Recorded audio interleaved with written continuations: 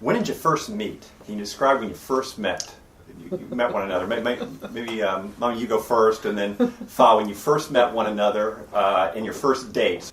Well, I was going to a baseball game with two of his close friends in Boston, the Boston Red Sox. Is that baseball? Yes. Ted Williams, yes. Not a very good team. And Getting off the I topic don't think here. I'd ever been to one of the professional. I played baseball at Shady Hill, but I'd never been to a game. But anyway, and then they took me back, and they had a gal. I was with one of them, and another gal who I knew was with the other one. And they take us back to the medical school, where there'd been a rehearsal or maybe a performance of the Escalapian Club musical. And there was all sorts of excitement going on, and we go up, and I'm just graduating from the Windsor School, and very young, 18-year-old, 17-year-old, 18-year-old. This was before Vassar. I go in, and the first thing I meet in this room is an ice box with beer in it. And I thought, boy, my father and mother aren't going to approve of this, and because I was not drinking.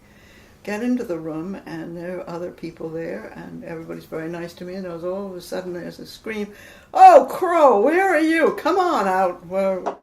And here, coming from a door in the back of this room from somewhere, appears this vision in a pair of white underdrawers holding a bottle of whiskey in his right hand. And this is Crow. This is Chivas McC Smythe. And I remember looking at that and saying, "Good Lord, he may be not for me." So here we are, 61 years later. Any correction of the record, Fa? The room she was talking about was around the hall, and there was a four-bedded room, and Myron Sandifer and Bill Orwood and some others lived there. John Littlefield and I lived around the corner. And my memory is that I was in my room and that this creature came along and accosted me in my room. You made that up. So when do you meet next? When do you meet next? When you first start dating and all of that? This is 1945. Is the war still going? The war still going. And we were, because there was a shortage of young men around, a group of us in the medical school got on the debutante lists, debutante party lists, and we were invited to various parties. Which was for me the next year. And that continued, but as it should have been to a lesser extent after the war.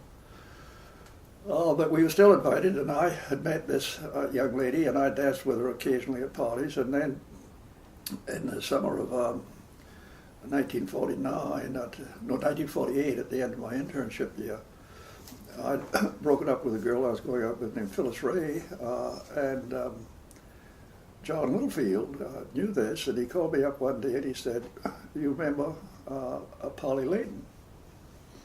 I said, "Yeah." And he said, "Well, she's at Loose Ends, and you ought to call her up and ask her for a date."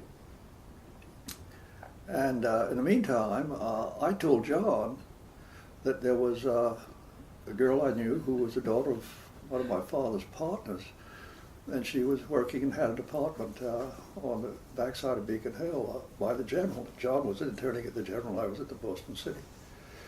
And called her up, and her name was Betty Legg. Well, to make a long story short, John married Betty, and I married her.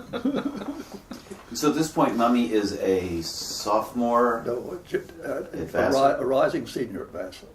No. Oh, yes, a rising senior. Yes, in 49. When you start dating. Yes. So you guys bounced into one another on occasion for 4 years? Yes. For 3 years. Yeah. Okay. And then Then I asked her for a date at the end of June, and I never had a date with anybody else since. And then when you get engaged, tell me about getting engaged. 13 dates. 13 And we dates. didn't, Lucky 13. that was my memory of it. I never, it's like When that. did you get? When and where did you get engaged? Do you remember It when? was very romantic. We Sitting in a car. We were sitting in a In car. Mother's car, Dad's car. 'Cause on the hill on Francis Street, and I turned to her and I said, "You know, it might be a pretty good idea for us to get married." And she said, "I agree." That was it. No ring? Did you have the ring at the time? Bought a ring from Mr. Barlow Earl Barlow. in the spring. Is it that? Follow Is it me. the one you're wearing now? Yes. That ring? Yeah. And did you ask her parents before? Not before, but very shortly thereafter. Not Did before. you ask grandfather or but grandmother? before we were married, you asked. You Bo- went to Dad. Both.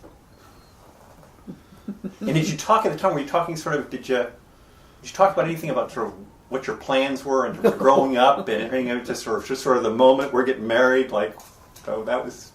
Did you talk at all about your future and those discussions? You should have seen her 62 years ago. There was not a necessity to talk about anything else. Now, what were your thoughts in terms of you're in medical school? You're in medical school. You're getting married. What were your thoughts in terms of where you wanted to go in terms of practicing medicine? Did you always think you were going to go back to Charleston to practice medicine? No, Father always thought I was going to go back to Charleston to practice medicine. I was very clear about the fact that the phrase was, I very distinctly remember, I'd rather be a commissar than a commissee. Because in the Truman administration, there was a man, name I've forgotten, who had a serious shot at some replica of the British Health Service. And it failed. I can't remember his name. But there was this hysterical old concern about control of medicine from the top at that time. And of course at the Harvard Medical School, where I had done well, but not brilliantly, there was a great deal of emphasis on academic medicine. So I'm pretty clear I wanted to go in the medical school business. But you graduated. I went to their graduation. It was the year that George Marshall outlined the Marshall Plan for Europe after the war. And of course, Dad was in the procession being dean. And I went to that, and George Marshall, and here were these guys that I had known at the medical school, and Chivas Smythe was one of them. This was in '47. And they all graduated with top honors. So that when he said, I've forgotten which it was, and you were mentioned. And I remember thinking, these characters that I've seen out there at that medical school, they do more than party, obviously, if they've got... It was fourth order. There's AOA, which I was not. There's summa cum laude, which I was not. There was magna cum laude, which I was not. You were cum so laude. I was the fourth order, the bottom of the heap. And so did I hear correctly that you're saying that you knew upon graduation from medical school that your intent was to be,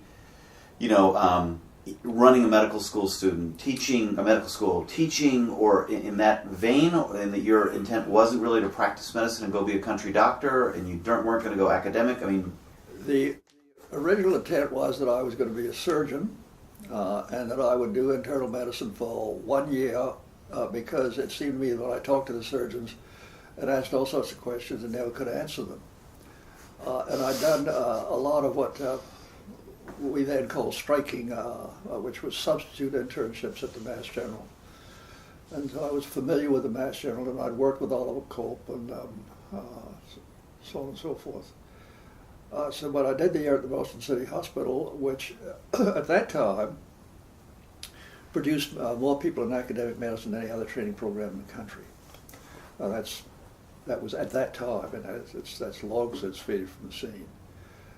So that the emphasis was on that, but I'd stayed in Boston 2 years. I beg your pardon, I stayed in Boston for 5 years.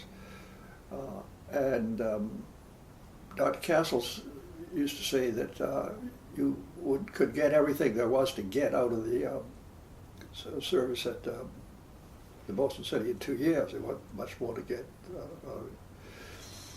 And I was then very concerned with the more accurate measurements, and the two areas where that was very much in vogue at the time were pulmonary disease and renal disease. So I first went to get a fellowship with Holmes Smith, who was the god of renal physiology.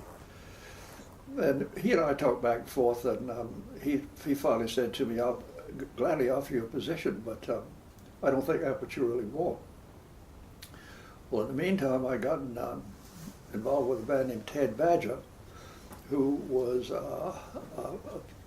the forerunner of a pulmonologist a la 1945, which meant he looked after people with tuberculosis and some asthmatics. But he had a busy practice in town, and I liked Dr. Badger, and so he urged me to go work with Burns Anderson at Bellevue, where on